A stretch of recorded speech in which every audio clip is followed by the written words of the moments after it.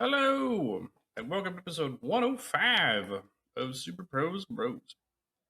Excuse me. I am player 2, Eli, and with me, as always, is. Player one, Ike. And Bro Fett, did you know that this pod is on SoundCloud, Spotify, and YouTube? I did not bros the parks. I thought this places the people could Like, comment share, and subscribe. you know it. Fancy. You deserve fancy feast. Wow, It was the what a intonation throwback. that connected the dots. So, speaking of connecting, it's been 2 weeks. I feel like last weekend I Yep. was out of town. I think we recorded the weekend prior. Yeah. Yeah, we did. Sweet. What you been up to? What's been going on in your circle of the world? Um, I. One of my coworkers got me sick last week. I was very displeased. Motherfucker. I don't know. I 2 weeks. Did I? Ooh, did I talk about my fucking episode with my washing machine? No. Oh, was that in the last 2 weeks? Was it? I mean, maybe we haven't recorded for 3 weeks. I don't know. Either way. You have not heard this though. Okay, I get. Yeah, no, it would have been 2 weeks because it was like last two. So okay, all right. So last weekend. So last weekend, or so 2 weekends ago. So the fucking like quick calendar, the like 20th Mhm. or 1, 2. So like the 14th. I try to do laundry, um, and my fucking washing machine decides to shit the bed and just kind of quit on me. And so it's just sitting saturated in water. I can't get it to drain. Can't get it to do shit. Oh, And I the kind worst of get kind it. of soup. Yeah. So I'm like, fuck me. So it manages to like kind of haphazardly work a little bit Saturday. So I get enough of my laundry done that I'm like, I'm not gonna go to a laundromat. But like Mhm. I was in this fucking deep cleaning my apartment that weekend. And so I'm pissed that I couldn't like wash linens and some other stuff. I'm like, fuck. So Sunday, I'm hoping I can like unplug, replug. I can make it fucking sort itself out. It's done this occasionally. No, it refuses. It just says go fuck yourself. God damn it. Okay, put a ticket in. Says it on the audio Yeah, readout. just fuck Go you. fuck yourself. Go fuck yourself, San Diego. So put in like a work order for my apartment people. Sunday night, Monday, go to work. Come home. Note on my door. Hey, we've been in your apartment. Okay, we expected this. Hey, we came into your apartment. We stole your cats. Washing machine still sucks. See No. you later.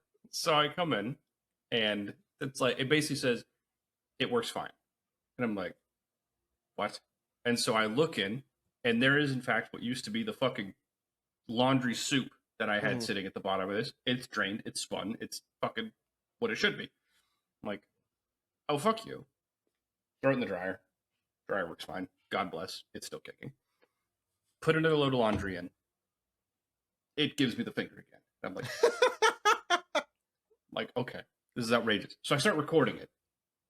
I record. I'm like, this is me trying to do this. This is me trying to do this. This is me trying to do this. Fuck. Nothing works. We are back in the fucking we have laundry soup.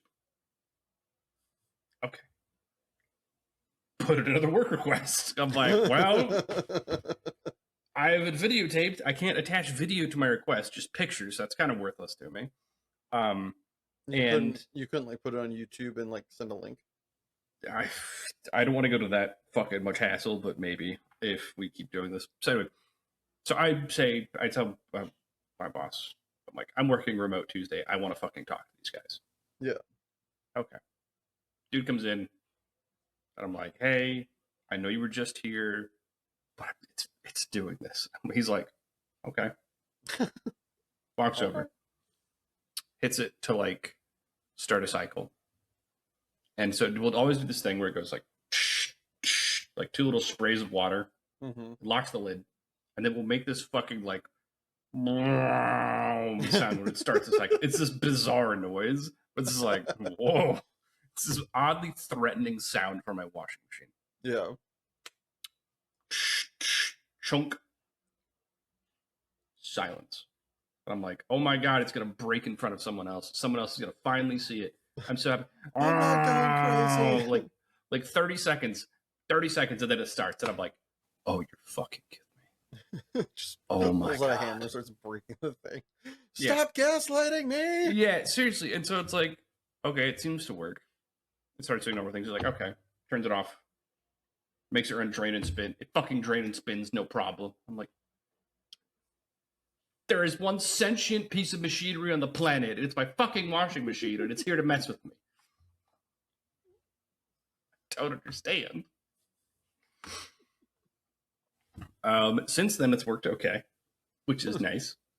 I don't like the fucking rigmarole, but you know, here we are. Most people, most programmers buy a shotgun for their printer. You're gonna buy a shotgun for your washing machine. No. I'm gonna buy a sledgehammer. I want to feel it. So, this is the stupid start to that week. Go in Wednesday, fucking promptly start to get sick because of my coworker Sakana, and she knows she gave it to me. And she's so sorry, but I'm like, because I've still been kind of shitty this week, and I'm like, I don't like you in this moment. She's like, I know, I'm sorry. I'm poor. I needed the money. So I was supposed to last weekend because it was Sarah's birthday, and so we were gonna go out. Like we were gonna hang out Saturday, do like a little dumb land party kind of thing, and then Sunday we were gonna go to an arcade in Renton, and then I was sick, so I'm like, that shit ain't happening. Sag. Yeah, quite sad. And so we're gonna make up for the arcade trip today. So basically, right after we're done recording, that's what I'm gonna do. And yeah, so my weekend was suddenly very fucking banal and boring, and I drank so much tea. I'm now a quarter British. Yeah, seriously. I think I've gone through like 3 full boxes of throat coat in like a week. Like it's just, I drank so much tea. Wait, like our mother and grandmother before her, you don't reuse the tea bags? No. I'll pay. I'm not saving an extra 50 cents essentially per mug. No, not even. Because it's like each of those tea bags is like $8 for 16 of them. You don't want to milk those leaves for another. Yeah, listen, I'm not gonna fucking reuse. I'm not gonna get an extra quarter of value per tea bag. I'll just pay the premium. So yeah, so much tea. I pissed so much. I had the cleanest kidneys in this hemisphere. And I've now drank so much leaf juice. I'm 1% Arbor. Also, you said leaf juice. All I could think is, how could my own nephew see something so horrible? That's what I was going for. There was, and I've gotten very excited about about video games because there is an update to Path of Exile coming out next week. I'll be dead to the world next weekend. And there is the pending early access next week for Slay the Spire 2. So sick. I am very, very excited for next week. No one could tell by your Congo dancing. By me happy dancing. Yeah. And yeah, so like, because I've been sick, I haven't been doing a whole hell of a lot. I've been like making myself do some exercise and stuff to just move, but like, I've been fairly shit. I've been watching a bit of anime and stuff. Like there's like a new season of Fire Force that I've been watching. I found a dumb cartoon I'll mention later, and you also got into a certain elf show. I did start watching Frieren because when Sarah watched it dubbed, not subbed, and I said that will not stand. What episode are you guys on? 11. The last thing happened, she just killed Aura. Okay. The guillotine. Yeah.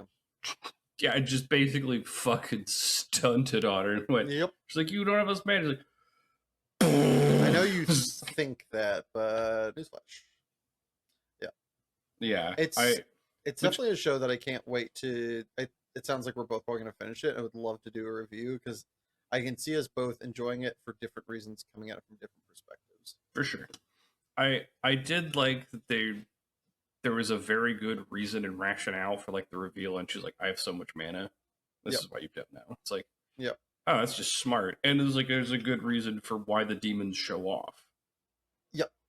Yeah. It all makes sense. I think Yep. this is like it's a fixed version of that time I got reincarnated as a slime, where it's not all world building like that show was. Yeah. And in my 8 episodes or whatever I saw before, I was like, I can't anymore. This one Mhm. does good world building, but has characters kind of like Cleavitus that are weird, but weird in a way that makes sense Mhm. and is like good for story. And it's Yep. quite well done. It Also, definitely doesn't move fast, but it no, doesn't move too too slow. slow. Also, Stark's my fucking man. Stark's great. such a such a dingus, but the best kind of dingus. He's just delightful. I love him. I do love how plenty of the characters are light speed stupid. Like there's very few characters that are full like intelligence all the time. They each Mhm. have their own proclivities of being a complete numpty. Yep. Anyway, we'll review that a different time. So I also am feeling shit for a different reason. Somehow pulled a muscle on my back to the point where turning over at night has been like arduously painful. Like I'm a side sleeper. Really Mhm. wish I wasn't. But I'm a side sleeper, Same. so changing from left to right is like actively painful because I'm also right hand dominant, so bracing myself with my right arm puts a lot of like tension and pressure on it, and it's rough. Not Not not ideal. no, not lifting any weights with this right hand anytime soon. I've become left hand strength dominant for the foreseeable future. For a brief moment in time, you know what it's like to be your brother and be sinister. Facts. Although I'm not dexterous with my left hand. I can control it fairly well, and I think it's also almost stronger in general. It definitely like comes across. I've made the joke, but I think it's real that it's like pincher claw, hammer claw. I think my left arm is stronger. I think my right arm is vastly more dexterous, which I mean makes sense at least on the one hand. So yeah, I got some points here. Gonna skip over a couple. Don't need to do that one. That one's kind of lame. Uh, so you were talking about fucking laundry before I forget about this one. The other day, get back, need to do laundry. One of the we have one washer, two dryers below, right, literally right below where I live, Mhm. and get the washer done. One of the dryers coin Also, intake I is heard washer gun for a second. I was like, pardon? so got the washing done and went to move it over. One of them is being taken, the other one is like stuck. And like the coin slot is stuck and I can't get it out. I literally hit it with a hammer for like 10 minutes, nothing. That usually fixes it to sound like a fucking Russian stereotype from the early 2000s. Like, hit it with hammer. Just fucking hit it. In Soviet Russia, this is how we fix washing or drying machine. Twang, twang, twang, twang, twang. Usually works. Didn't this time. And the washer or the other dryer finally gets done. I open it up because I waited like 5 to 10 minutes for them to come get their shit out. They didn't. Yay, neighbors. It's like, I mean, I know that I'm a certain kind of special and I've timed it. I know exactly how long the dryer goes, but to be off by 10 minutes is kind of stupid, especially Annoying. when we live like within feet of it. So come on. I open it up. I was going to move it out. I open it up and I'm greeted by the only way to describe this horror of a smell is burnt cat piss. Oh, And it was like ammonia to the eyes. It was like, oh, just like yeah. closed it like the Ark of the Covenant. Called dad. I was like, hey, I know where the nearest like laundromat is, and it's a fucking jaunt, and this is wet. I don't really want to move it that far. Thoughts on this? And I described it. He goes, yeah, I know it sucks, but I would not trust that. I would just walk to the nearest laundromat. I was like, fair enough. Luckily, got my one of my roommates has like a little cart, threw it in there, walked it 4 blocks over, and brought the third book to start reading, and read it for an hour, and it was lovely in the most like panic inducing sort of way, but very much big fan so far. But that's a spoiler for obviously what we're going to talk about today. So other week I went up to Milwaukee to play a Magic tournament. I have noticed this thing in the mornings where I will walk to my car because I have a street park a couple blocks away, where local Korean neighbors of mine will get their walking in early, which is smart because the sun gets to baking temperature pretty quickly in LA these times of the year, which is weird because we're in fucking February and it's like it is hot to the touch to walk outside at certain times of day. Hopefully that chills the fuck out with spring coming around. Global warming. Yeah, not a fan. But these old Korean folks will walk around with a visor, like walking jumpsuit, and then a white face mask that they put over their face to not get a sunburn. Just use cream. I know you guys are a big fan of like skincare, and I love that, but just use like fucking SPF 50, you'll be fine. But it's a weird thing to just look up and see somebody like with a white face and like visor, like they're gonna like make change for you at a casino at like 7 in the morning. It's like, hello, Mr. Kim. Like he's like, oh yes, the ghost casinos doing the rounds. Yeah, they really are coming to collect. Yeah, those all things their do tickets. look spectral. Like I know what you're talking about. Yeah, it's like, lovely. Fucking love my neighbors. They are the fucking sweetest. The only people I've ever seen that sweep grass outside their house, but it keeps it looking nice, and it is a cute activity for old people to do. So, love that. Go on this trip, fly in to Milwaukee, go meet some friends for dinner. Oh, I need to find out how much I owe him for that Uber ride. Anyway, sorry, random key in moment. I took an Uber with a friend and he has not asked me to pay him. I should message him and be like, hey, yo, I feel like I should pay for half that Uber. Anyway, we go out, have a really nice dinner, come back to my friend's place. Mm-hmm. One of my friends, so I recently went through the ordeal of getting, checked and seen that, in fact, I do, I am very likely autistic. I have ADHD. Touch of the tism. Touch of the tism. One of my friends does not need to take that test. We know, he knows, all know, motherfucker autistic as fuck. Case in point, we get in, and Zane, apt name for this zany individual, informs us that he just got a electronic toothbrush and starts to regale us like it's a church that we should join on the perks of having an electronic toothbrush. Everybody should bring it. And then he goes, did you bring yours? I go, no, I didn't want to bring mine because fit, like my bag's kind of small, my the thing's kind of long. And he goes into this 10-minute, I'm not kidding, 10-minute diatribe about how could you not bring it? It's just, and he's gesticulating and just like has this very hilarious speech pattern of like, how could you not bring your electronic toothbrush? Huh? It's so good for you. It's better for your teeth. It's this and that. And he's just like going. And initially I'm like, dude, what the fuck? By the end, I'm like, dude, what the fuck? He finishes and goes to like brush his teeth. My friend Ryan comes in and goes, hey Ryan, bring you like electronic toothbrushes? Yeah, they're great. He goes, from the bathroom. Yeah, they're great. I was like, did you bring it with you on this trip? No, I brought my thing. I'm like, oh. And then he comes out of the bathroom, pauses his electronic toothbrush. You didn't bring your electronic toothbrush? Why didn't you bring your electronic toothbrush? Don't tell me it's because it's too big for your bag. And just goes 10-minute diatribe, run it back. I'm sitting here giggling. Ryan's like, what the fuck's happening? He gets done. Damien walks in and goes, hey, Damien! And I get to do this 4 times, and each person that comes through, trial by fire, and then gets to join me in the peanut gallery and just watch Zane lick into everybody that enters the room until the last person enters who brought their electronic toothbrush. I go, hey, Benji, you bring your electronic toothbrush? He goes, yeah, of course, they're great.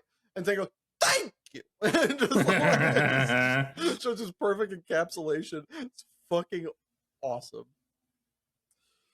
So, tournament went better than usual, made the second day, but got eliminated, which whatever. uh, I on Sunday night we go out to this really cool magic shop bar. Like they're not the same business, but they're owned by the same people and connected. Sure. To it, I could like order a beer and some cheese curds and get delivered to me while I was playing Magic.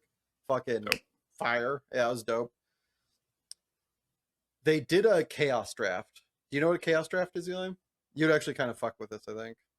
No, I don't. So chaos draft is where everybody attempts to bring 3 different packs from everybody in the draft. So 3 random packs, and then you draft them, and it okay. ends up this hodgepodge banana Absolute scenario. fucking mishmash nonsense. Yeah. Okay. One of my friends there, the person that was putting this up, bought a pack of Revise, which is the 6th or 7th oldest Magic set that ever came out. This is coming out like circa 1994, 1995 area.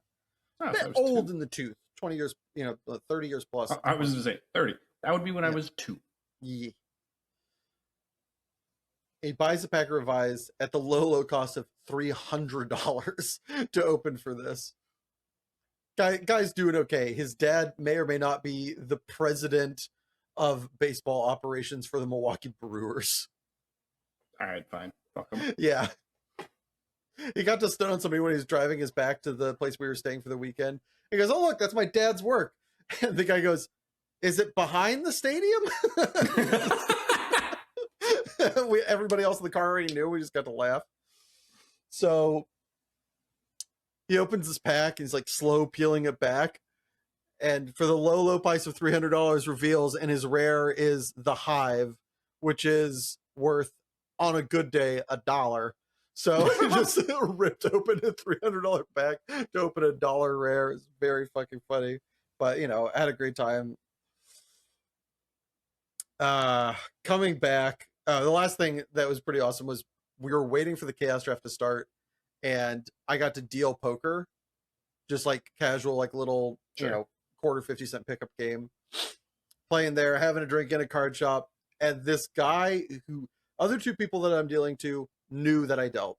He didn't. Someone didn't was like, who is this guy? I got to slow hint in. Like he asked for a ruling, goes, "I'm pretty sure it's this." I go, "No, it's this." One of my friends actually knew the exact ruling why, which kind of startled me. It's like, he doesn't play that much poker, I thought. And he he knew like the ruling, like diction for it. I was like, "You're right, freak, but Jesus, stop sounding like my boss."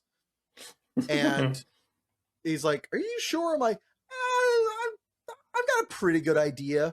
He's like, "Have you dealt before?" "A time or 2. And then just like, he's like, "This was your job at one point?" Or like somebody mentioned, he's like, "Oh yeah, I used to do this." He goes, "Oh, you used to deal?" I was like, "Yeah." He goes, "Oh, for like how long?" Has it been like a couple of years? You looking good. I was like, "It's been 15. He's like, "What?" Yeah, kind of dealt on TV, sort of, kind of. He's like, "Oh." It's like, he. I just got to like fully get max value out of it. So I get to come back from. Who I am? Yeah, I didn't want to be that guy, so I got to do it the fun way of just being yeah, I am that guy. So I got to come back after doing all that to then have a child tell me just, go from that fun, that frivolity, that time with friends, to come back to a student be like, "Our school is open 8 hours from stem to stern. So much of that time, kids are not there. They they come in late, it's study at your own pace kind of thing." Yeah. This kid is like, "Yeah, there's so much schooling here." I was like, "It's 5 hours a day. It's not that much, and there's no teacher giving you instruction that whole entire time. It's on you. So like, you guys are not even actually effectively like being schooled for that whole entire 5 hours." He's like, "Too much." I was like, "Okay, well, enjoy the real world where it's, going to be more than that." And he goes, "Nah, I think I'll be fine. In fact, I'm thinking about going back to regular school." I'm like, "Hold on a minute. So you want to go from 5 hours of do whatever the fuck you want to 8 hours of be here or get in trouble, shut the fuck up, put your phone away, write down what I'm telling you, here's the test?" He's like, "Yeah." Like, "All right, cool. Yeah, have fun with that." Just like walked away before I like said or did some physical accosting. It's like, "Child." Like, can you hear? Do you understand? The answer is no. No. For the record. The answer is no. And then to top it off, that day only got bettered by the fact that my boss's dog, who again, the fact that my boss brings her dog to work and it's not a very much not a trained dog is just, oh boy. And you know, this is being put on the internet. Aren't you worried your boss is gonna find out about this? No, I say this to her fucking face. Jenny, I fucking love you. That dog is a menace to society. What the fuck? To wit, he fucking peed on our computer cart the other day to mark his territory. And everybody was like, oh my gosh, you're so much better trained than this. No, he fucking isn't. Oy, oy, oy. Yeah, I honestly, I found that one hilarious to me because it was just finally, let's get it Like, out you there. cannot ignore this. Yeah, this is please unacceptable. stop pretending like this dog is trained in any way. I know that he brings you so much joy and he's your little baby poo, but that baby's gonna take a poo on the floor one of these days, and I'm not cleaning it up, but I will laugh at everybody who has to. Suffer. And lastly, I got to do, I think I mentioned it last time that, you know, made it to stage 1 of the application process for Wizards of the Coast, and you know, getting to work on R&D for Magic the Gathering, which would be, you know, dream times 1,000. Don't know if it went well, but I think this is a very novel moment where I had the most fun. You know how people talk about, I don't, you know, they'll have a good date. They're like, I don't know how the date went. I don't know if I'll ever see her again, but it was like the most fun date and just kind of freemium. That Sure. idea of like all upside. I think it's the first time where I've ever truly had that. Like, it would be cool to. There's like 4 stages of the interviewing process before they select somebody. This was stage 1. Get to hear in the next 2 weeks whether I got to stage 2. It didn't go perfectly. I don't think I nailed it. I do think I did quite well. But more importantly, I just had so much fun doing it that like I came away and there wasn't this pang of, oh God, I hope I make it to the next round. Oh God, I made mistakes or anything. There was no pressure afterwards. It was so just it's the way drug addicts talk about doing drugs. Just being like, it's so good. It's so marvelous. And they don't see any of the downside when they're talking about how good the high is.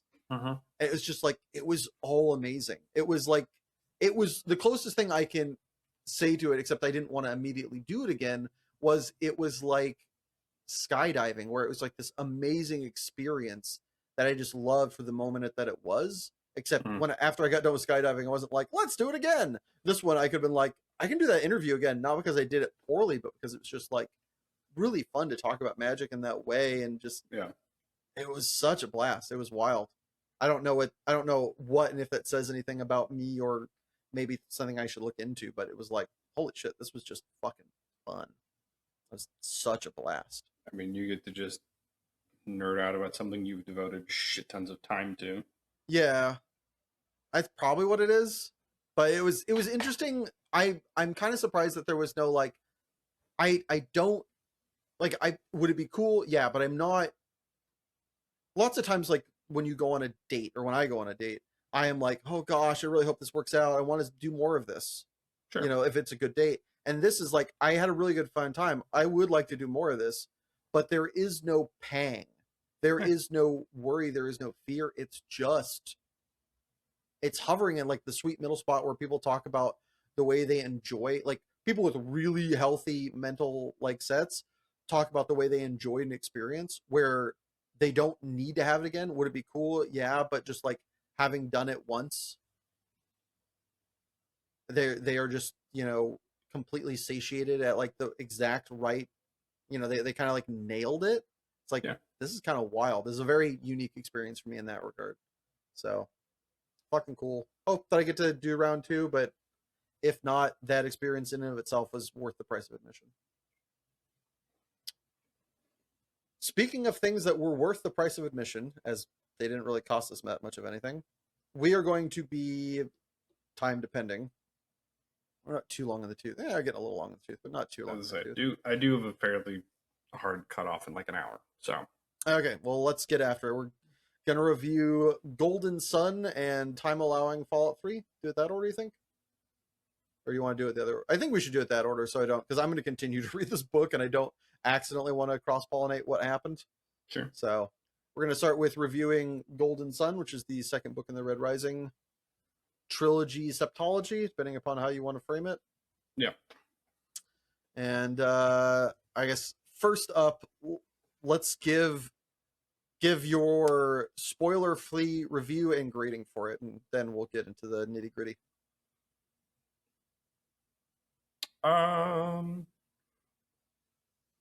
I'd probably give Golden Sun like an 8.5. Welcome back, Heimdall. The old 8.5 welcome back Heimdall award. Yeah. Has a lot of the good that I really like. I like the way it builds outward from the kind of narrow view that what was Red Rising. Hi. And I like that his writing gets a bit, it really does feel like he just finds kind of more of his voice, because this is like literally all that Pierce Brown has written as far as I can tell. Yep. Or that has been published anyway, yeah. Yeah. So like I think you start to get a better sense of his writing voice in book 2 as opposed to book 1.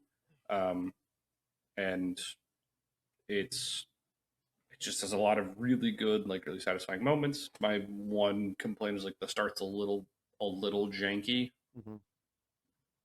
and doesn't pick up kind of until like it's like the end of Act 1.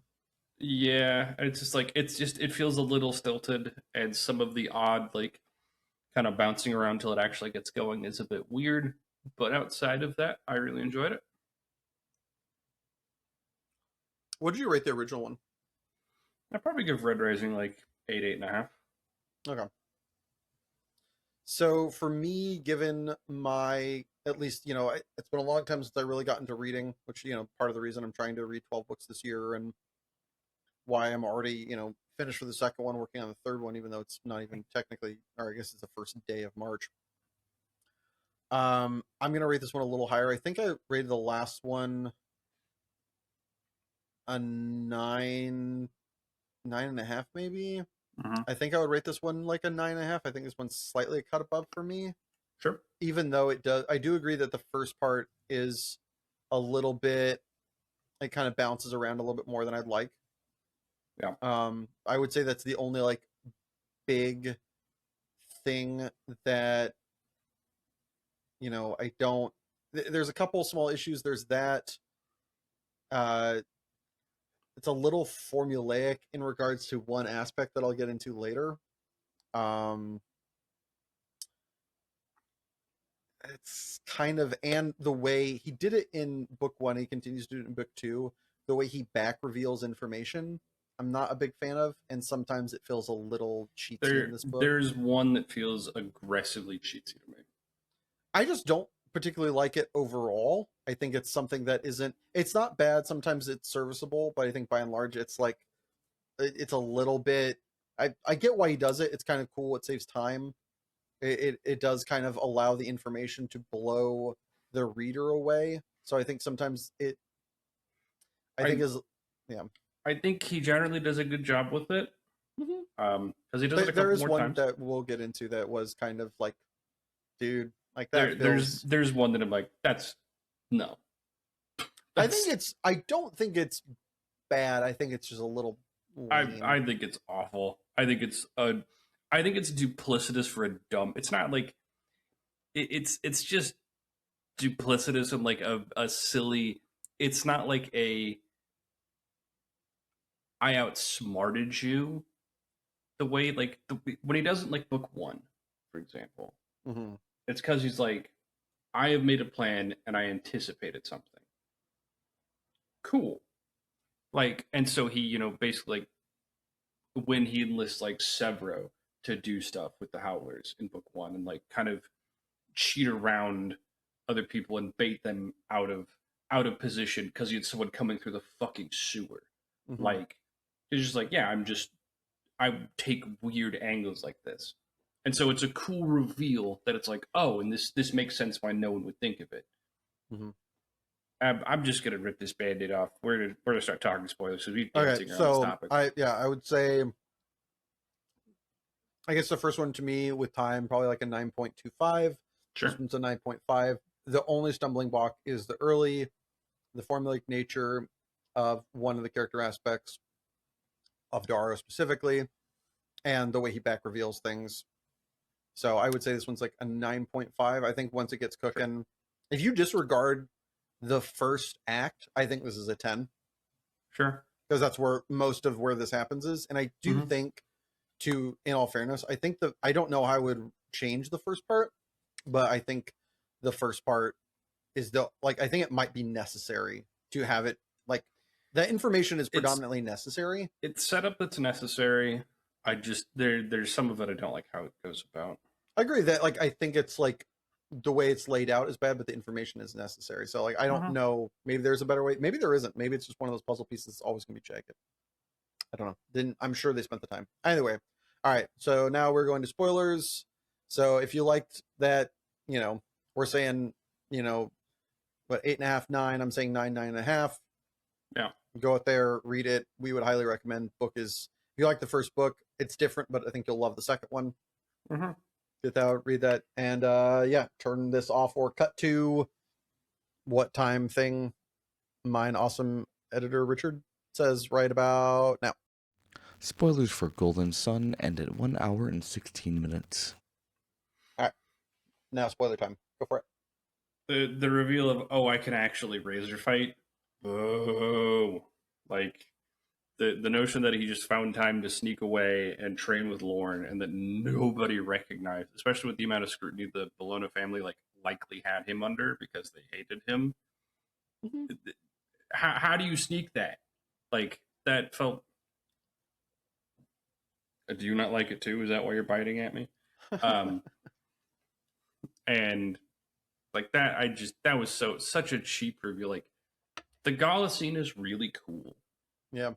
Like, the Gala scene is really cool, and it's where everything gets kicked off. But like, just the fucking dramatic reveal, it's like, sure, fuck it, why not? It reminded me. It felt a little Princess Bridey. I know something you don't know. Yeah, I'm not left-handed. I'm not left-handed.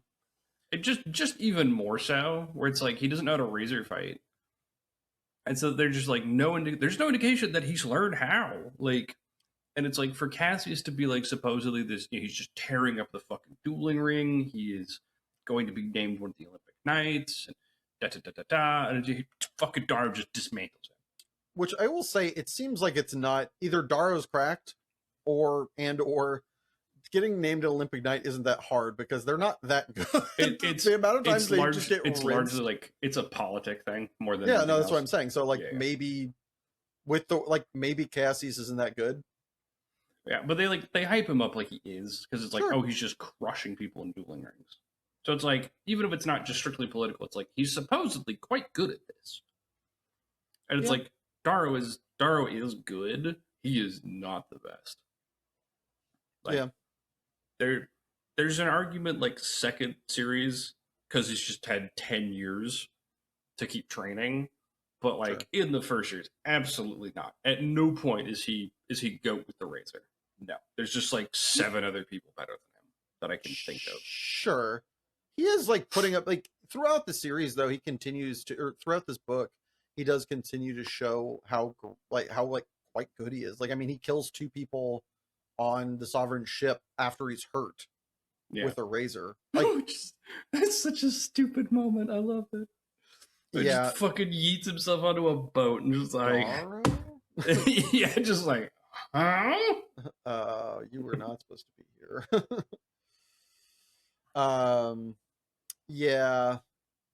That one. I don't mind him being good at it. I do think I understand the reason, and I don't think you can have that feeling without doing it cheaply. And I think the feeling is quite good. I don't know if it's worth it. It'd be interesting to see how you could write it differently. But I agree, it feels a little goofy. Yeah. while we're in the like poo-pooville, one of my big qualms with this is the formulaicness of his mistakes. Or notices issue, someone brings it up, he disregards it, it bites him in the butt. This happens like 3 or 4 times. Yeah. And sometimes it's not that long of a window where that like comes back to bite him. You're like, bruh, you've been told about this, and it's Don't not. trust the jackal. Don't trust the jackal. Yeah, don't trust the jackal. Which, I mean, to be fair, he doesn't really, but he trusts him more than he should. He lets him in like at all. Like I get that he like has to initially, kind of at a point of desperation, but like the second the gala happens and like Nero is like, well, I'm thrown in with you. He could keep Jackal on the outside. He doesn't need to keep using him as like a confidant and to keep feeding him information. It's like, I think the second the gala happens, the Jackal is no longer needed. Which then I'm like, why did we need the Jackal in the first place? Like, you were going to create a fucking civil war.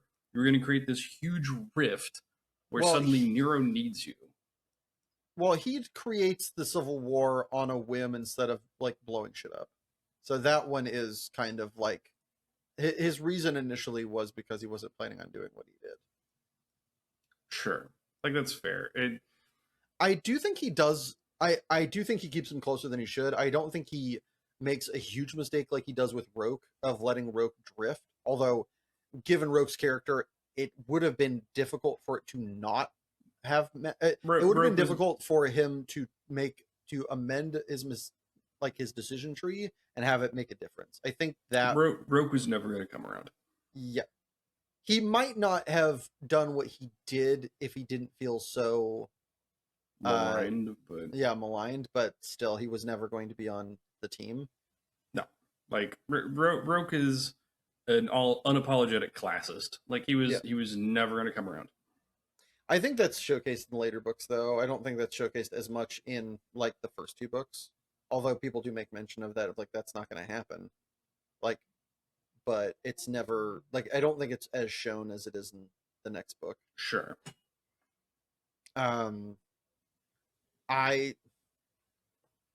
The amount of time he spends being sad about Tactus is stupid to me. The guy betrayed you on a galactic scale, pun intended. Like, bruh, cut bait. Like, he kind of screwed you over in the training thing when he like took the vessel and kind of left you high and dry. That one's debatable. The second one, he fucked you hard after you saved his ass. Right after you saved his ass, he found an opportunity and took advantage of it. Yeah. Yes, you could have been nicer to him. This is all on him for making those decisions. Yeah. Like, Lauren is correct in killing him. You are absurd in trying to forgive him at that juncture. That's like 4th strikes on you. Like, you know. Yeah. Like, at a certain point, you done fucked up too far. Yeah. And putting us consequences. Yeah. Nice. Stab. No, not stab. The guy gets him once and he's dead. I thought he stabs him like really fast, repeatedly. I believe it's just he knows like where one of the cracks in his armor is, or it's like I believe. He stabs him into the armpit. You're gonna bleed out fast. But I thought Lauren I thought it says that basically he stabs him several times faster than Darrow's eye can follow. Maybe. Yeah. No, I'm either way, he is immediately fucking dead.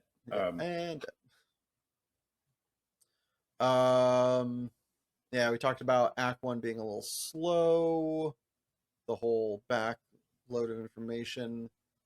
Do you have any other like true gripes with it? Because I only have 2 like small like meh, but nothing like major. Before we move on to the next one, or before we move on to our loving it lavishly and loudly. Trying to think if I've got like other. Yeah, I do agree that, like, some of Darrow's stupidity is obnoxious, where it's like, but like I do kind of understand at the same time he's a stupid kind of idealistic kid in some ways. I do went over the big reveal that I didn't like. These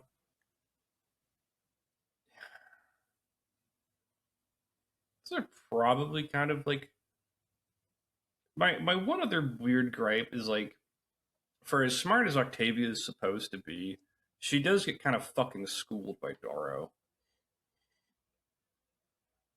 Yeah, I think it's kind of. I can imagine it's one of the things they do a pretty good job, and are the reality we're sadly living in showcases too cleanly is how much rich and powerful people are stupid Sure. and don't like But like assess things correctly. she's not. There's like stuff that comes out like how much kind of stuff Octavia does. And it's like she's not Elon Musk. Like she's not just stupid and has money. She is No, for sure. Yeah. But it's like one, there's a lot of things to keep track of. Yeah. These people are only people. I mean, they talk about the populations on some of these planets, and I'm always like, yeah, I guess shit could slip through the cracks.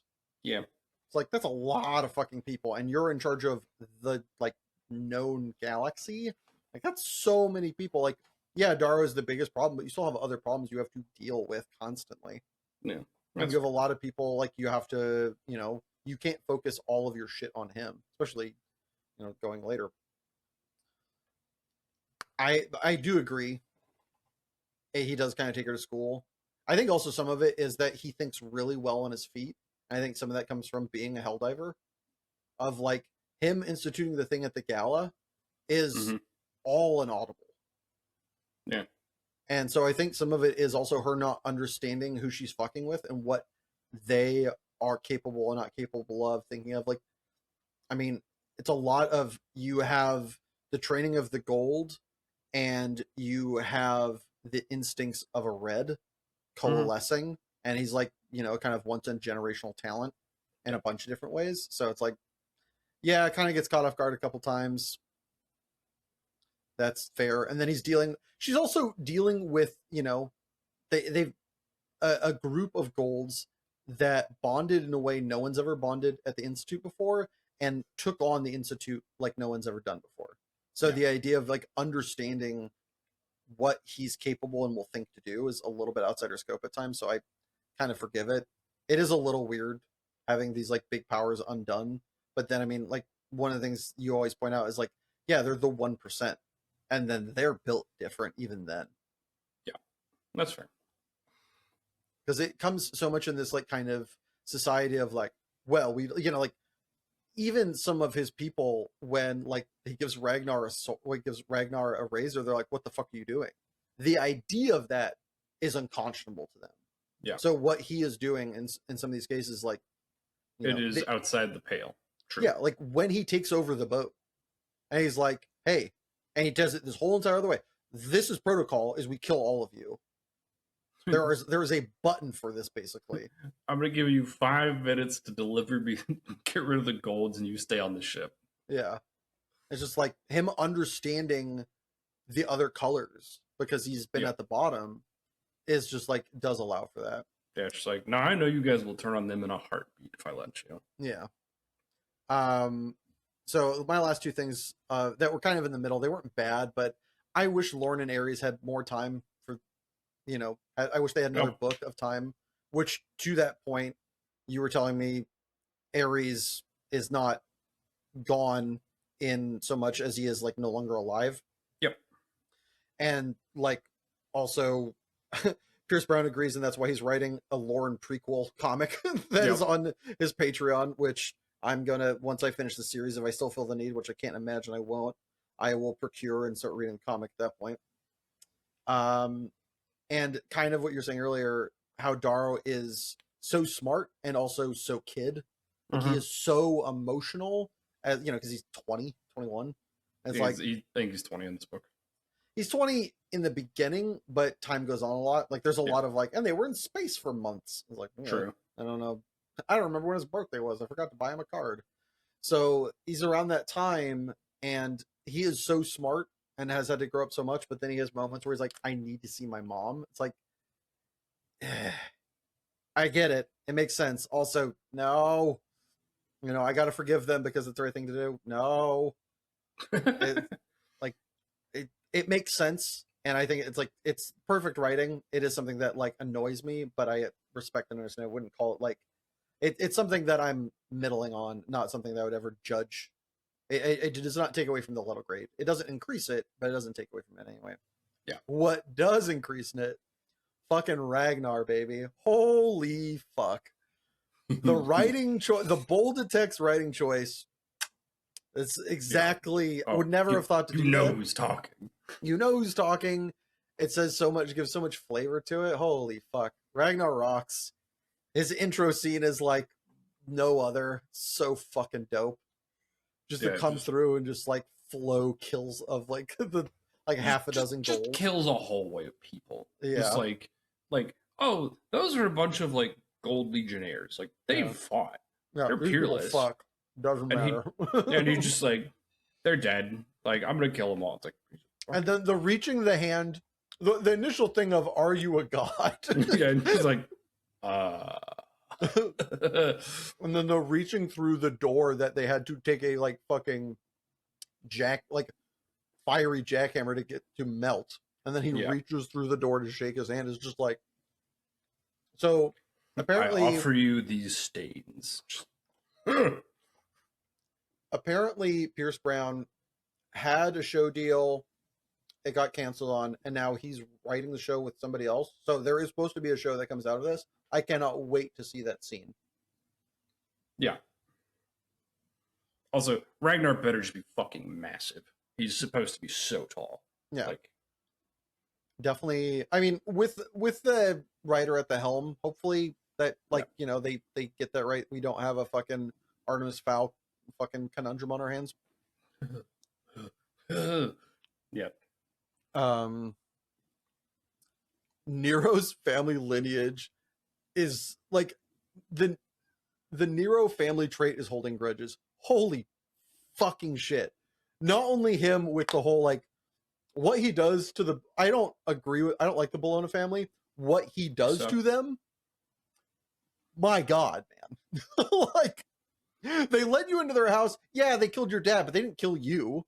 They forgave you. They let you marry their cutest, nicest daughter. And then you're like, let's get after it. Like, let's get to work. What is fucking wrong with you, dude? Like, oh my God. Also, it doesn't sound like your dad was a nice guy to begin with. And then your son just following in footsteps, which also the full circle of that ending scene, which, my God, I don't know if I've read or experienced a, such a succinct like 180 in any literature. The whiplash on the end was savage. Yeah, just like stun locked me. I knew like going into him like things are going good. Too good. What's gonna happen? Like there's 15 pages left. How does this go sideways? Yeah. Where we need something to this isn't there's more to this series. I thought Mustang was gonna do something fucked. I was expecting like Mustang would do something, or basically like the triumph gets interrupted by like Octavia has called an iron rain or something. Yeah. Like there's something coming to Mars. Like shit's gonna go. Not, hey, look, head in a box. Jesus, like it's a head in a box. Yeah. That's some fucking 7 what's in the box shit from Rogue. Like it felt very Game of Thronesy. Which I mean, it was some Red Wedding shit. Yeah, it was fucking rough. It was, hey, you have all these things lined up for you. Like we've got a grueling task to break the gold. We have a fucking game plan. No, you don't. We got shit. Yeah, that scene was fucking nuts. Yeah, it just they for all of the time in books 1 and 2 that it spent like, all right, you're gonna rise to the ranks. You're gonna take advantage of the station that Nero provides you to incite conflict and have them break each other. It's like, oh no, you won't. That's gone. That plan is fucking done. That slate plan's gone to waste. Yeah, it's like, and you made such tremendous strides into getting into the right place, and you've done the right things and politics the right way, and fucking no, it's gone. It's gone. Yeah. In the span of 8 pages, it's gone. Like all of it. Testament to his writing and setup is so much of this catches you off guard while working. Yep. Like, it's such a small thing. It's short-lived. It's only for a couple of pages.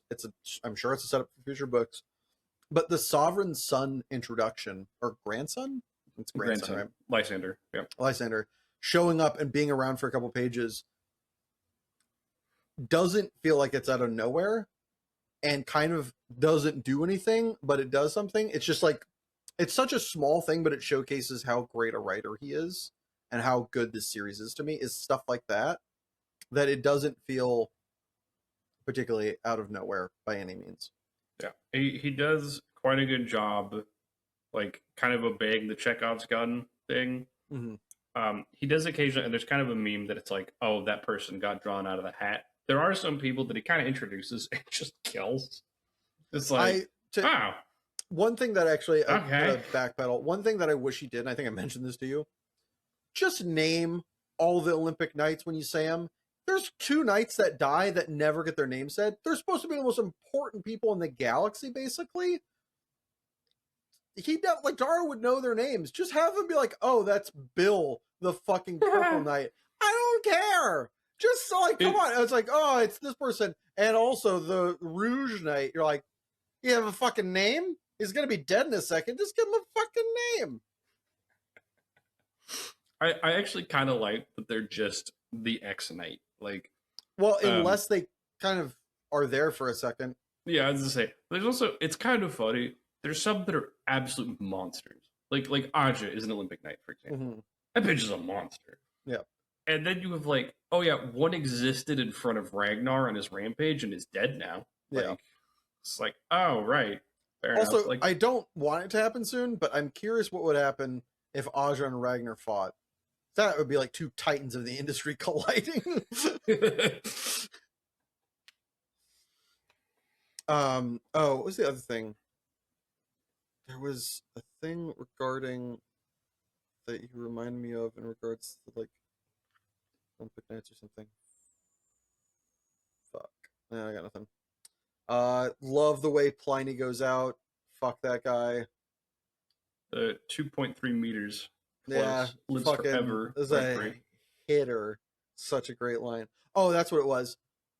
So they talk about in book 1 how the Jackal's mom pushes Nero to making him win the games or whatever, like win the institute. The fuck does she ever show up? Because she has not been mentioned since. I don't remember. It's probably not. So weird. It's She's that important to him, and we have never met her in person or heard about her ever since. It's wild. Yeah, we've talked about the ending plenty. I'm sangry about it. It's perfect. Also, fuck, I hate it. It's there. I'm gonna send you this clip, or actually, I might just send you the thing to look up because it really fucked with me. That is this great scene from, I think it's the season 3 of Witcher. That is this really fucked scene that is so fucking dope that, like, unsettled me like the ending did, where I'm like, this is great writing. Also, I don't feel okay. Like, yeah, I thought Ragnar was going to have to kill Mustang. I'm glad. And this is like speaks so much to his writing quality, is that he can set up situations that you see no other out. Other, like in that scene, I thought the only outcome was that Ragnar maybe dies or Mustang dies. Yeah. And then he finds a way to have the character change in a way that you don't think is believable, but is. And it's just like he threads the needle in the writing circumstances and has it be justified. And I'm very he does a very good job with reasonable character actions given information and circumstances. Like, sure, Ragnar, but he leaves it up to it's not. He doesn't make it definite, but like he gives Ragnar's the only Obsidian to this point who is given the chance to be free. Yeah. And like all the other Obsidians are just told, like, you do as you're told, the golds are gods. And Ragnar's the only one who Dara's like, no, you get to know this. You get to make your own choices. Like, I'd love to have you follow me, but it has to be for you. Don't do it for me. Like, he's the only Obsidian given this option, and so he makes the most of it. And like because he, for as giant a brute as he is, he's not stupid. Yep. Like, and so he's willing to effectively give the offer to Mustang that she gets to choose because he could just kill her. Yep. But Like- just the there being multiple path, like it seeming like there's one path, then there's actually two. It makes sense. It's just it's Yep. really good writing in Yeah. world building in that you feel like, oh God, this is definitely what's going to happen because it makes the most sense. And then there's something else, and you're like, nah, that made plenty of sense too. This doesn't feel. There's people that are going to write themselves into corners like that, and then that person lives, and you're like, I like that they live, but this is stupid. Yeah. Like they shouldn't be that way. It's like Pierce Brown gets it both. He really is great at like writing his cake and eating it too. I'm trying to think. Like, there's a couple times where Darrow feels a little plot armory, but not many. Yeah, I mean, main character. Like Yeah, like you kind of have like he definitely he needs to be, but yeah, he doesn't. He only even feels like it a handful of times. even so, like he's still punished any number of times. It's like often it's just collateral, and like that matters later because it really affects his way of thinking and a lot of how he views himself. And like there's especially second trilogy, there's like a kind of fatigue. He's like, I have seen so many of my friends die. Like, Yeah. it's just like, oh fucking Christ. Like, And the way his character is written is he does take that with him basically every single time. And I think that's a really good writing choice, even though it sometimes colors his decisions in ways that are stupid. But again, kid experiencing PTSD, yada yada. yeah. Like it's dumb, but for good reasons. It's the right kind of stupid. Yeah. It's the character is stupid, not the story is stupid. Yes. It's like, I get it. It's dumb, but I get it. Yeah. When you can make very, very clear rationalization for their behavior, for their actions, cool, good. Like that's all that really matters because people are not rational 100% of the time. Those are robots. It is a line to thread, and I think he does it, or He does it very, very well. needle to thread, and I think he does a great job. The only scene in which the whole entire series I cried so far was the mom scene. Which is funny because it's the least sad scene. It's so beautiful, and I just like tears. Of course, I recognize my son. Yeah. Oh God. Yeah. Deanna is fucking wonderful. I love her. She's great. Yeah. Just that moment of like, even though he's now this fucking 7 foot tall behemoth, she's like, I would know my son anywhere. It's like, yeah. She's had a stroke. It's been years. Yeah. No. Walks with a bit of a limp. Is just like, yeah, just no, I know you. It's like, yay, mommy Lycos, so wonderful. I love the fact that I talked about the full circle with the progeny killing parent, the grapes, but also the story starting basically, as far as I'm considered, starting and ending with the dinner party rebellion. Just so many good, cyclical writing choices that like pay off in the ways that you do in Dotsy coming. It's fucking rad. So fucking cool. Yeah. I know we disagree on this one to differing extents, but like I get Nero, and I'm not sad to see him die. Like, kind of earned it, but also I think he's more than earned it. He sucks. Yeah, I respect him as a I don't see him as much of a villainous leader by the end. Obviously, he sucks as a dad. That is not up for debate. Not a great had a moment where it sounded like he was kind of a good dad, at least to 2 of his 3 kids, and then that fell apart. Yeah. But like as a leader, the way he described it, obviously, it's his theory crafting and he's seeing himself as the hero in that situation.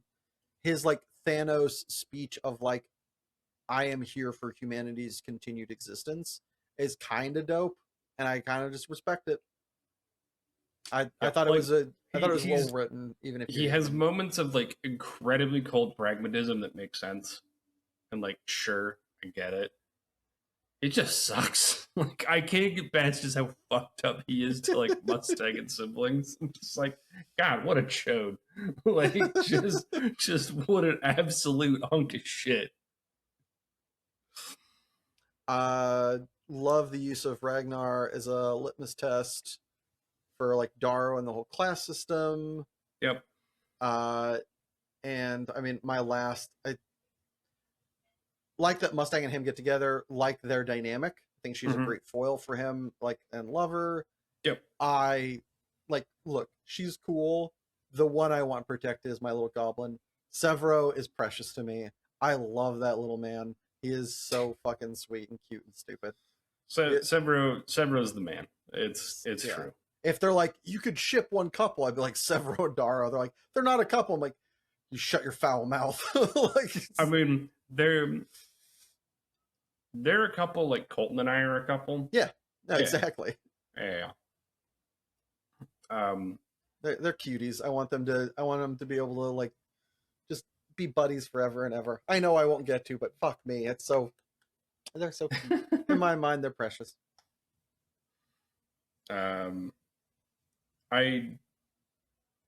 There's one because Ragnar needs a little more glaze. There's not enough. When also the scene of them like invading the city, we've got this plan. Surprise EMP! And it's like Random suicide EMP bomber. Yeah, and it's like, oh, that's bad. The way that scene goes about is fucking heavy too. Jesus Yeah, Christ. it's just like, oh, we're just drowning in star shells. That's not good. And like him finding Ragnar underwater, and Ragnar's just like accepted he's dead, and he's just like kind of quietly talking himself to sleep, and then sees Dara just like, oh fuck that shit, I want to live. Like, and then just like you go from having this well planned to you have like 6 people. Yeah. And no mech suits. But how many did they have before that? Was it only because it's only one howler that dies in that scene? Yeah, but I think he's got like 20 people with him. Okay, so like the rest of the crew just get fucking like just the rest of his squad is just at the bottom of the fucking ocean, like at the bottom of a lake. Yeah, or I think they go cut them out and like bury them, but still, yeah, it's still just like, oh, they're just they suffocated in their star shells. Yeah, it's fucking just yeah. Yeah. Also, like that's so metal of him, just like shape the razor, cut himself free, and like mangle his arm in the process. It's like, God damn. But then just he gives the golden out, where like Ragnar just fucks people up. Just like, I can't surrender to a dog. Yeah, you do it, you'll then become dirt. Oh, I have it that in my. I thought he just put his head in the ground. I thought he just like. I thought he just beheads him. I thought he turned him into a plant. Like that's my headcanon is that he just takes us and just sticks him in the ground. He may also just literally stomp his head flat. Like it's possible. He's big enough. If we had more time, I would sift through the book to find out. Yeah, I was like, you have my copy, so I do.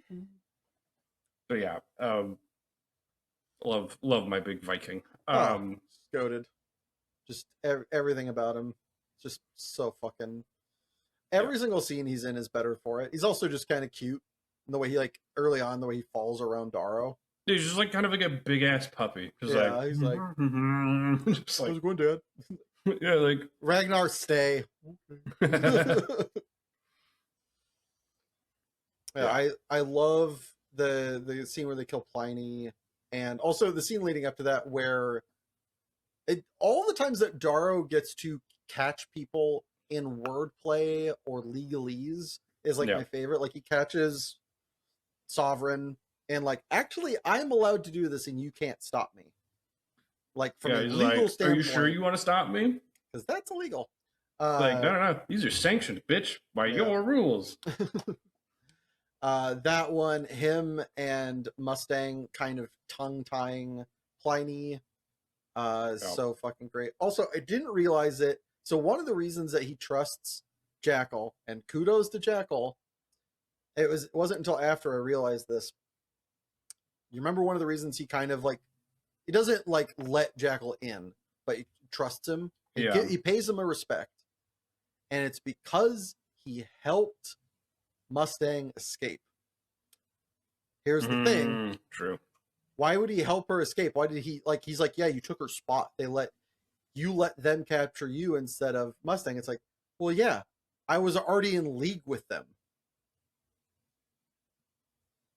Yeah. Yeah. He's smart. He's an asshole, but he's smart. Such a cunning cunt. Just so such a smart thing, but it's like it makes sense for him to also just do that for his sister anyway, or at the time. It's only in retrospect that's like, oh, there's another way to read that. And it's really, really fucking cool. And kudos to Chris Brand. Just fucking genius. All right, any other glazing to be given? No, I think we've kind of hit the points I want to hit. All right. So, what is your after? Obviously, it's gonna take you a second to put your head in the space. At the end of this book, what is your need to die list? Who are the most important? Like, first ballot, second ballot, third ballot. First ballot's Jackal. He sucks. That's not my first. It's like Jackal, Octavia. Interesting.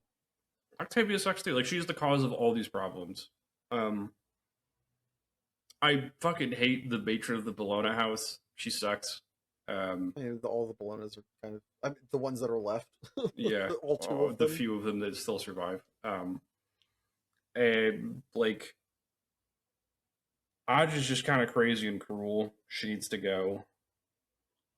Like, again, the fact that she just jumps, grabs him head, and just smash it to the ground to kill him. It's like, Jesus Christ. Aj is dope. She's the lowest limit kill list. So my kill list is Antonia and the Jackal's cronies. Those are first ballot. Actually, you're right. Right now, Aj is lower than Antonia and the Bone Riders. Yeah, that's the name they're given. Yeah, in book 3. I don't remember if it's given in book 2 or just book 3. It's book 3. Okay. Yeah. No, Antonia and Co. fucking suck. Any chance they're given, they commit genocide or like they just mass murder. They target families and children. They get rid of bloodlines. Every opportunity, the two parties where mass murder happens, they just seek out and sever bloodlines as quickly as they can. It is,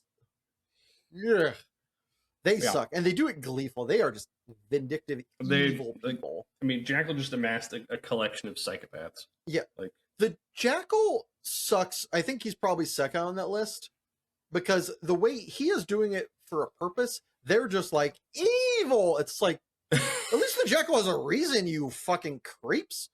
Yeah. Under that, and I think this one's changing as time goes on, but I can't tell how much of that is the new book, is Cassius. But I think he's actually lower. I think, I don't know. I can't tell if that's because of what I'm thinking. I have Roke and then Sovereign and Aja last. Right. Roke is just like, at the end of the book, I put Roke pretty high, actually. I think I put Roke third.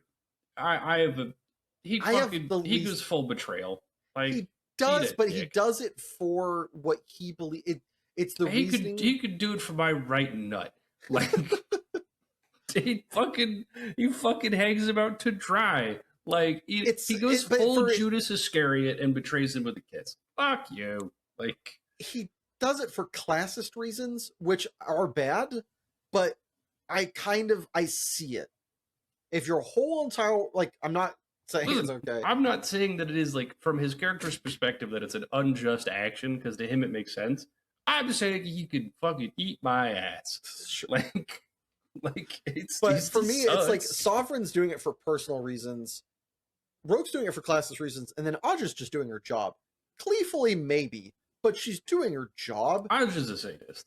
Like, she enjoys killing people. She is, but she's never going beyond the pale. She is just killing people. Yeah. In this book, all she does is just kill people when given the go-ahead and the opportunity. Just like, it's kind of your job. So, like, you do it a little too good. She is the Sovereign's fucking boogeyman at Batman. Yeah. And she does it well. Like, she's never being vindictive. She is just, like, even when she does it to Quinn, she is trying to kill her. That's all she's trying to do. She's not trying to maim her. She's not trying to make her suffer. She's just trying to kill her quickly. She just crushes her head like a fucking egg. Yeah. Like, what'd you get? Good God. Which also, I hope it doesn't come out, although I won't be surprised if it's used as a tactic by the Jackal. I'm really hoping it's not used against Severo, that he tells somebody that, I actually didn't try to save her.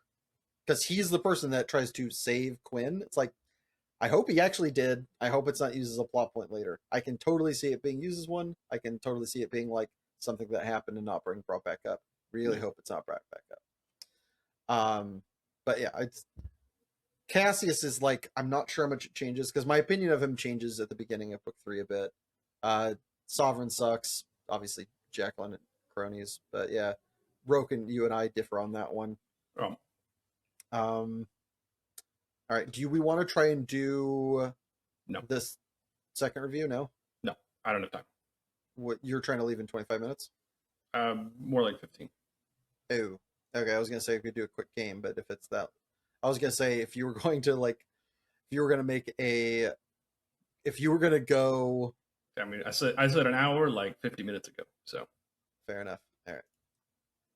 Well, that's our review of Just Golden Sun. We'll do Fallout a different week. All right. We're gonna take a quick ad break so he can get out of here on time and go gaming with his gal. yeah. All right. See you guys after the break.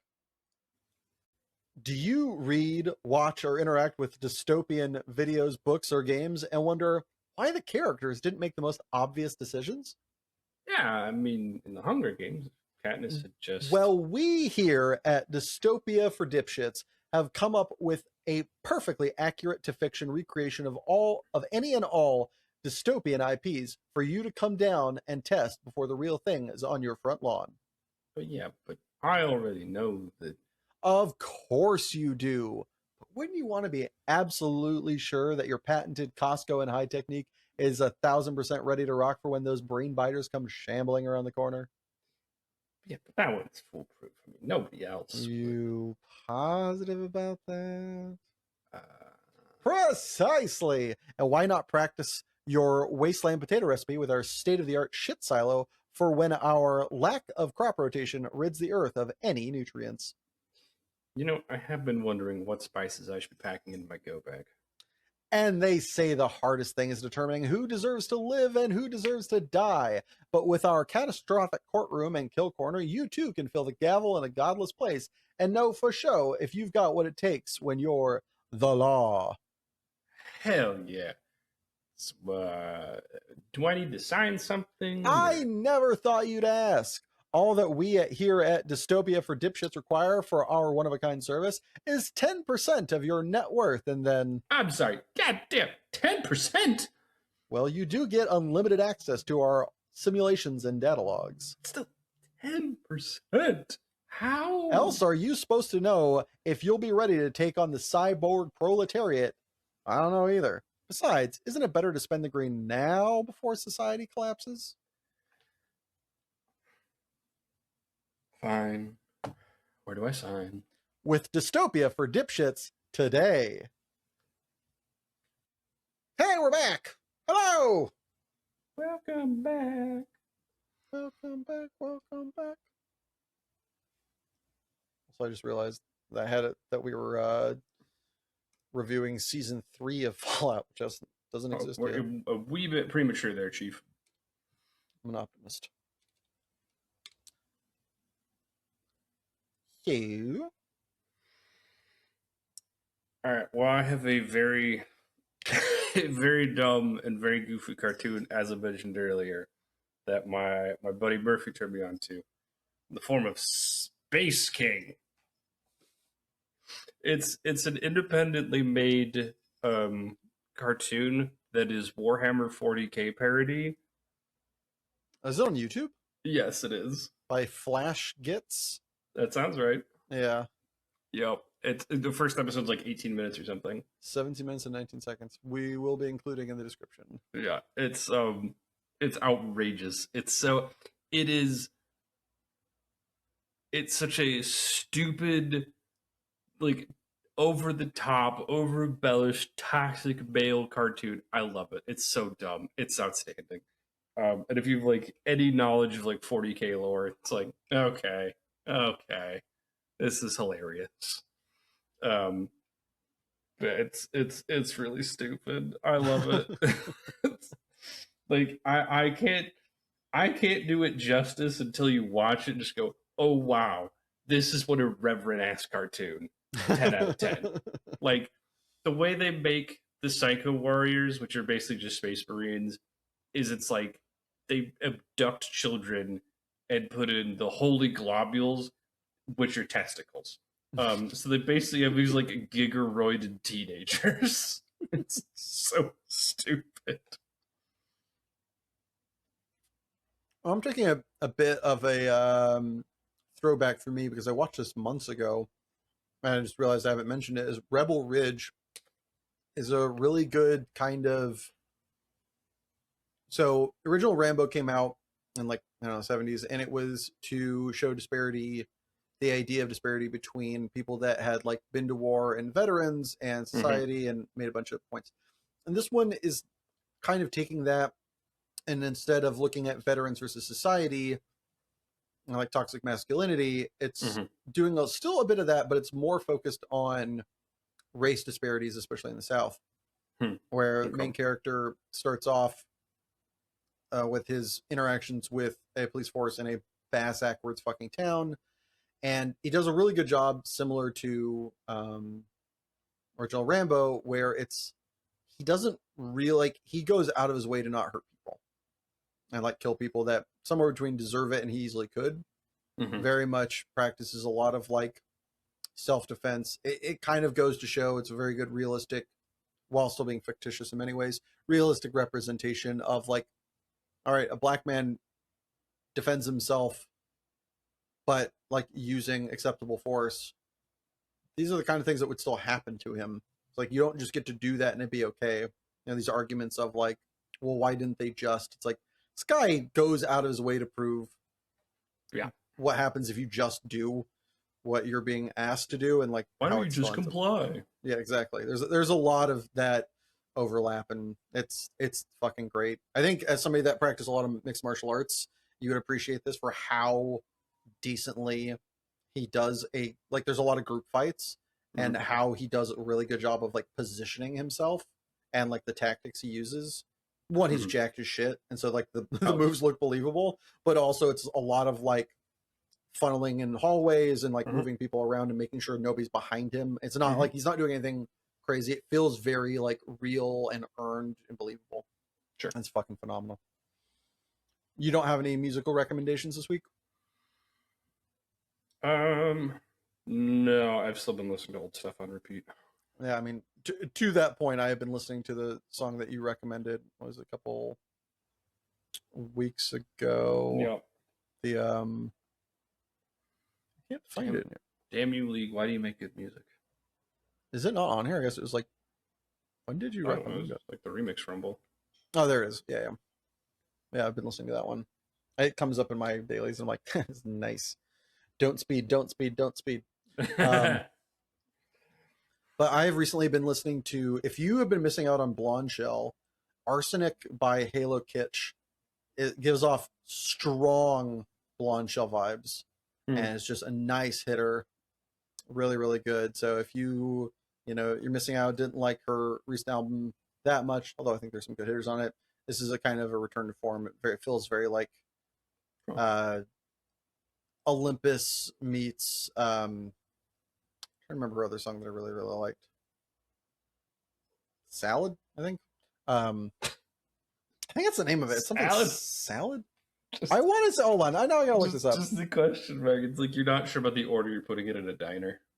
Salad? I think that's the name of the song, right? Isn't that?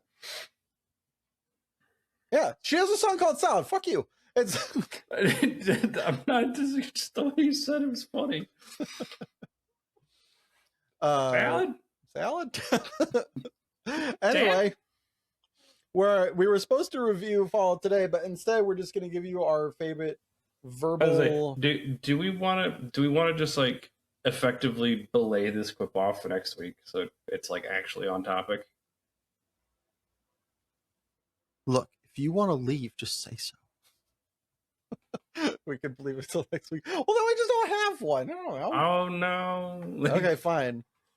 Let the record show that I wanted to do the quip off and that my bitch ass brother. Yeah, the problem is that then if we're doing it next week, we have to figure out what's on brand for this week. Nothing makes sense.